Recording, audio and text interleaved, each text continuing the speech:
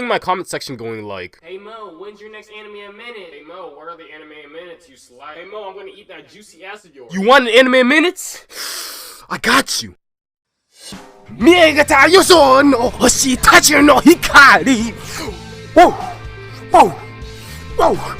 Whoa! 見えたよその星たちの光 Whoa! Whoa! In the beginning of Bleach, we got Ichigo Kurosaki, a purposeless protagonist. One night, Ichigo was just chilling, thinking about hentai, and that's when he meets Rukia, who randomly sneaks into his room. That's when Ichigo is like, please don't rape me. But we all know Rukia wasn't about that, and explains that she's a Soul Reaper, and that Ichigo is no regular human because he can see her in spirits. Just then, a hollow attacks, taking Ichigo's sister Karin. Rukia is then all like, I got this, and saves Karin, and shortly after, the hollow goes for Ichigo, but then Rukia uses her secret technique, the human shield, defending Ichigo from the hollow's ferocious attack. Now that Rukia's health has depleted near to zero, she then says, yo, if you want to live, you gotta take my Soul Reaper powers. And Ichigo replies with, say no more. Accepting the powers. Strawberry Kurosaki, now have purpose in this anime. And so, he goes for the slash! Taking out that hollow with ease. Moving forward, two Soul Reapers from the Soul Society, Renji and Byakuya, pull up to the world of the living and are like, hey Rukia, you have pulled one of the biggest taboos a Soul Reaper can ever make, and that is transferring your powers over to a human. So for that, you're gonna die. And so they end up trying to cut that bitch up, but soon after, the main character, of course, comes to the rescue, but ends up getting his ass beat and catching a few L's.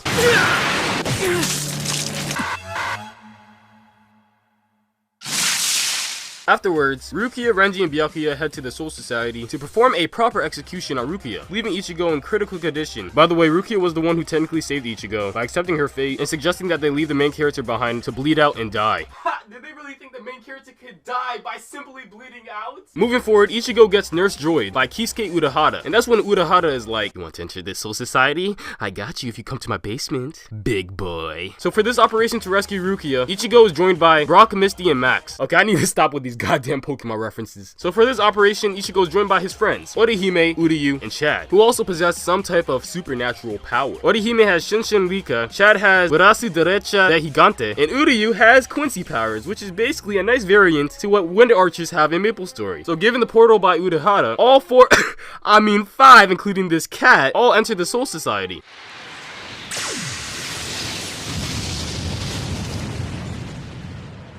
Well, that gotta hurt. While moving through the Soul Society, they end up bumping into this bitch, who gives them transportation, or I mean a cannon, to shoot them into the Sirete, where the Soul Reapers live, and most importantly, where Rukia is located. As they enter the Sirete, they all end up getting split up into pairs. Since the Soul Reapers were ordered to get rid of the intruders, Ichigo encounters a Soul Reaper named Ikaku, and... easy! As a result for the victory, Ichigo manages to extract the information on the location where Rukia is being executed. And so he heads out, but as he's making his way towards Rukia, he is intercepted by Renji and had no other choice but to fight. And as a result... easy! So this is when Renji explains his backstory with Rukia, basically going like, Rukia is my childhood friend, it's all my fault Rukia is getting executed. And after concluding his story about Rukia and him back in the good old days, he then requests that Ichigo goes ahead to save Rukia. And so once again, Ichigo heads towards the direction where Rukia is being held. But as expected, another Soul Reaper cuts him off, and so this Soul Reaper is named Kenpachi, who's hungry for a good fight. The fight concludes with a stalemate, with both Ichigo and Kenpachi laying in critical condition. But no worries, the main character manages to survive. Wow, what a fucking surprise. Thanks to this cat... Bruh. Yeah, well, by the way, this cat girl's name is Yoruichi. And with that out of the way, Yoruichi brings Ichigo to special training grounds to train him to obtain his Bankai. Basically, the level 3 powers of his Zanpakuto, or in other words, his sword. After several episodes of getting an ass beating, guess who unlocks Bankai? Kimi Wakimi Takeshita! So with Ichigo having a mastery with Bankai, he's then like, it's time to rescue Rukia. So just as Rukia is about to get executed, Ichigo comes in clutch and sets Rukia free. He then tosses Rukia to Renji so Rukia can get the hell out of there while he takes care of the other Soul Reapers. But that's when Byakuya comes in like, oh no you don't! So with no other choice, Ichigo releases his... Bankai!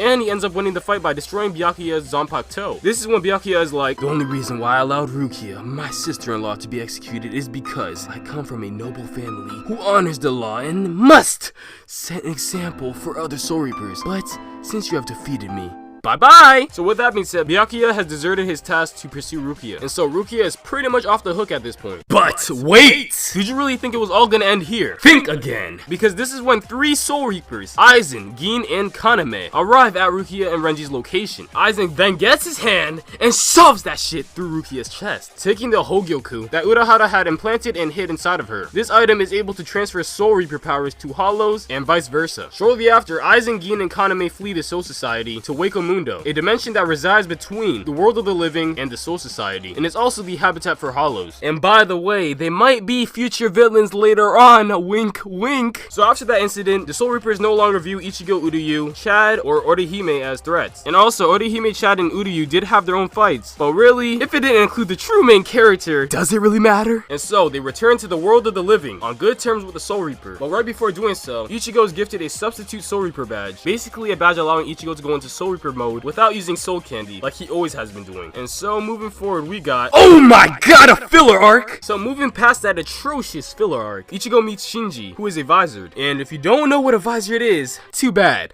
Just kidding. So basically, a Vizard is a Soul Reaper who has acquired hollow powers. And by the way, Ichigo has shown hints of having this type of power, but it really wasn't relevant till now. So with Ichigo technically being qualified as a Vizard, Shinji is like, hey man, you should leave the Soul Reapers and join my squad. But Ichigo briskly declines. Moving forward, 2 Arrancar arrive in Karakura Town, Ukiura and Yami. And what is an Arrancar, you ask? Well, to answer your question, it's a hollow that has removed its mask and obtained powers similar to that of a Soul Reaper. Oh, I really wonder who's responsible for this. This is when Chad and Orihime pull up after sensing their spiritual levels over 9! Oh hell nah, you ain't gonna finish that dead ass meme. Well, after Orihime and Chad sense the Arrancar's spiritual pressure, they rush to the location and engage in battle. And it looks like Chad takes a fat L. Just as Orihime is about to get striked, you already know the main character is gonna appear. Oh god.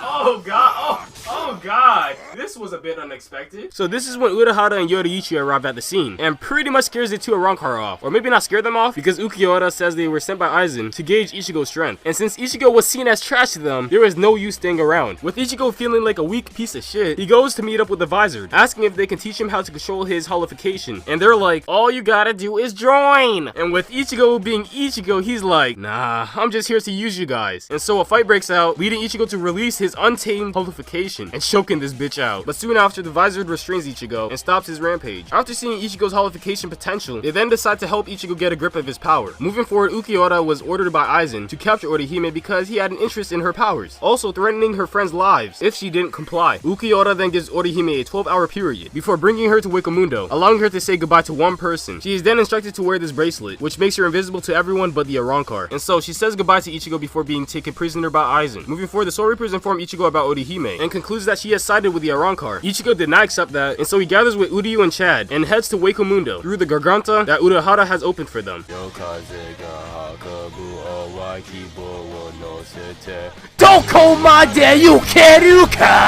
On their arrival, they meet 3 good-natured Arrancar, Nel, Pesce, and Don Chaka. Shortly after, Rukia and Renji appear. Using the Arrancar's warm-looking pet, Bawa Bawa, they travel to Las Noches, where Orihime is being held. Now that they have arrived in Las Noches, they had no other choice but to go up against the Arrancar elite forces, known as the Espada. But of course, they breeze through these fights no problem because after all, they all got that main character invincibility cloak equipped.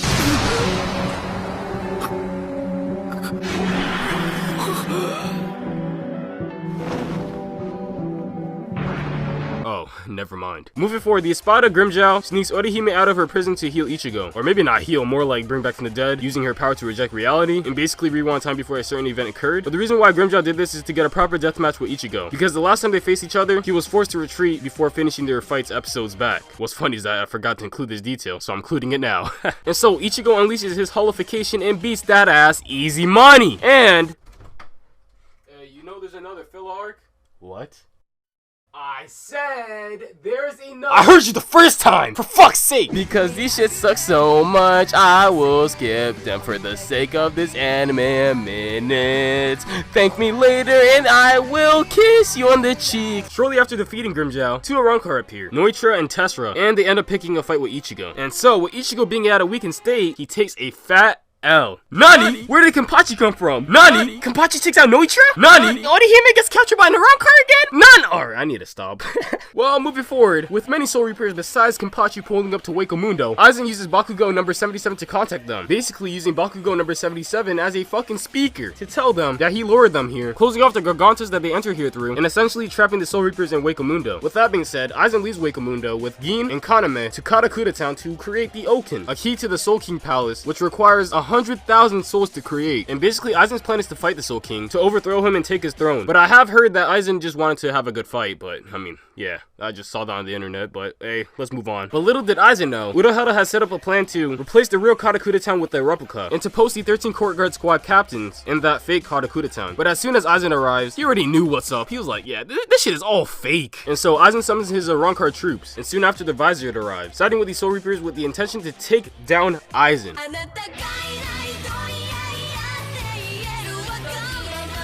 Yo, tell me why this song makes me want to twerk. Moving forward, Ulquiorra is with Orihime planning to finish her off, because Aizen no longer has a purpose for her. But of course, the main character arrives at the scene once again. And so Ulquiorra and Ichigo have a spicy fight, even breaking the boundaries of this goddamn dimension. Meanwhile, the 13 Court Guard squad captains got a lot on their plate, and oh, for crying out loud, another filler arc? Yeah, I think I'm getting tired of covering these filler openings, so you know what it's time for? It's time to get into the good shit. Change! Nabika nai nagasare nai yo ima kanjiru koto ni shitayu de itai no. Well, moving forward, Ichigo is still in that juicy fight with Ulquiorra, pushing him to enter his full hollow form after being killed. Yeah, you heard me right. But with this form, Ichigo spreads Ulquiorra's cheeks like bread and drills, killing that bitch. But it looks like Ichigo goes down alongside with him. You know he's the main character, right? What are you talking about?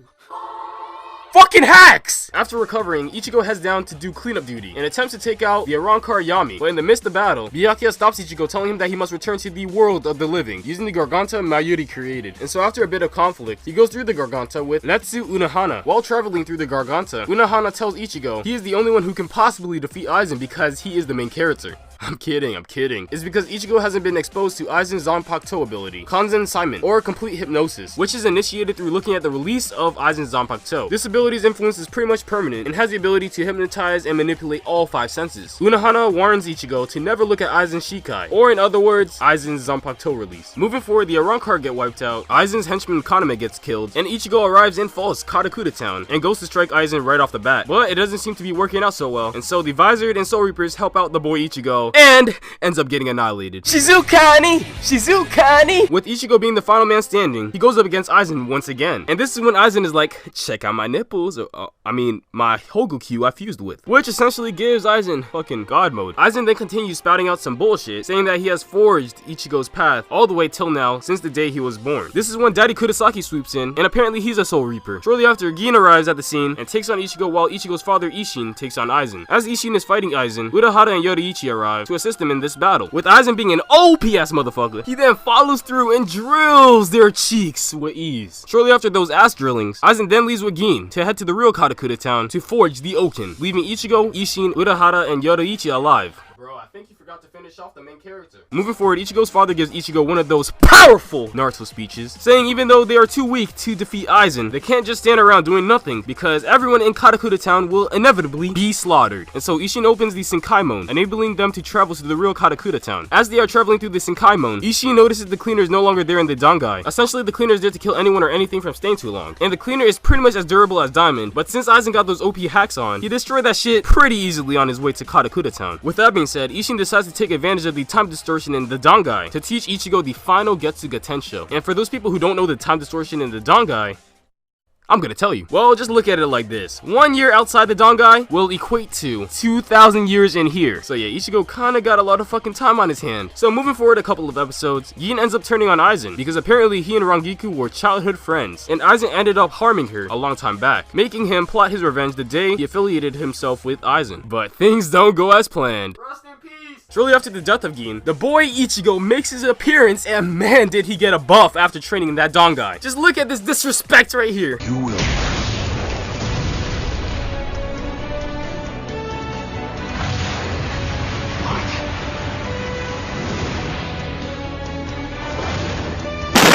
And so, Ichigo and Aizen have their final showdown, resulting in Ichigo using the final Getsuga Tensho, smacking that bitch Aizen right in the mouth and taking him down. And to put the icing on the cake, Urahara uses his Kido to seal and apprehend Aizen. Knowledgeable of the repercussions for using the final Getsuga Tensho, Ichigo slowly loses his Soul Reaper powers and... Oh my god, for God's sake! Another filler arc?! Ah, get this filler arc opening out of my face. Well, moving past those goddamn fillers, Ichigo has lost all of his spiritual energy, and so he says his farewells to Rukia. And that is the end of Bleach. You know, there's actually more. Do I really have to go over this shit-ass arc? Do it for the anime minutes. Well, apparently there's more. This is the final arc of Bleach. Sorry to say it's shit, so I will skim over this shit like no tomorrow. So with Ichigo no longer having spiritual energy, this guy hits him up like, hey yo, you want your powers back? And Ichigo's like, yeah bro! So Ichigo unlocks Fullbring powers. Of course, that's after a series of tests that pushed his physical and spiritual capabilities. Just as Ichigo gets a mastery of his Fullbring powers, this guy turns on Ichigo and steals his powers. That's when Rukia appears behind him and stabs him with a special blade, giving him spiritual energy and his Soul Reaper powers back. With that being said, Ichigo beats that ass and kills that bitch. Oh yeah, his name was Kugo Ginjo, for anyone who actually cares about that. I mean, I don't know why you would, but yeah. So with that villain out of the way and Ichigo's Soul Reaper powers returned, we got the conclusion of Bleach. Or maybe not the true conclusion, because we still haven't gotten to the 1000-year Blood War arc. But let's pray, someday they will release it to the anime. Seeing my comment section going like, hey Mo, when's your next anime a minute? Hey Mo, what are the anime minutes, you slut? Hey Mo, I'm gonna eat that juicy ass of yours. You want an anime minutes? I got you. 見えたよその星たちの光 Whoa! Whoa! Whoa! Whoa! 見えたよその星たちの光 Whoa! Whoa! In the beginning of Bleach, we got Ichigo Kurosaki, a purposeless protagonist. One night, Ichigo was just chilling, thinking about hentai, and that's when he meets Rukia, who randomly sneaks into his room. That's when Ichigo is like, please don't rape me. But we all know Rukia wasn't about that, and explains that she's a Soul Reaper, and that Ichigo is no regular human because he can see her in spirits. Just then, a hollow attacks, taking Ichigo's sister Karin. Rukia is then all like, I got this, and saves Karin, and shortly after, the hollow goes for Ichigo, but then Rukia uses her secret technique, the human shield, defending Ichigo from the hollow's ferocious attack. Now that Rukia's health has depleted near to zero, she then says, yo, if you want to live, you gotta take my Soul Reaper powers. And Ichigo replies with, say no more. Accepting the powers. Strawberry Kurosaki now have purpose in this anime. And so, he goes for the slash! Taking out that hollow with ease. Moving forward, two Soul Reapers from the Soul Society, Renji and Byakuya, pull up to the world of the living and are like, hey Rukia, you have pulled one of the biggest taboos a Soul Reaper can ever make, and that is transferring your powers over to a human. So for that, you're gonna die. And so they end up trying to cut that bitch up, but soon after, the main character, of course, comes to the rescue, but ends up getting his ass beat and catching a few L's.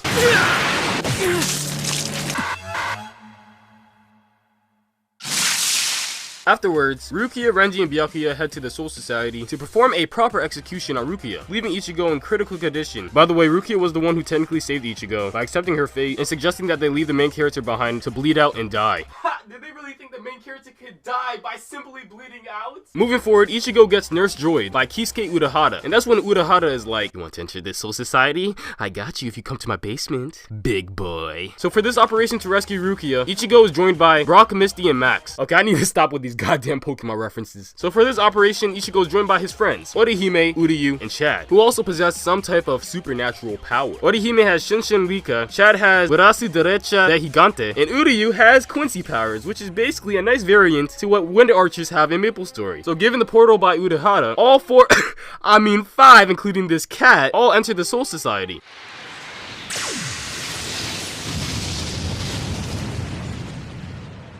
Well, that gotta hurt. While moving through the Soul Society, they end up bumping into this bitch, who gives them transportation, or I mean a cannon, to shoot them into the Sirete, where the Soul Reapers live, and most importantly, where Rukia is located. As they enter the Sirete, they all end up getting split up into pairs. Since the Soul Reapers were ordered to get rid of the intruders, Ichigo encounters a Soul Reaper named Ikkaku, and...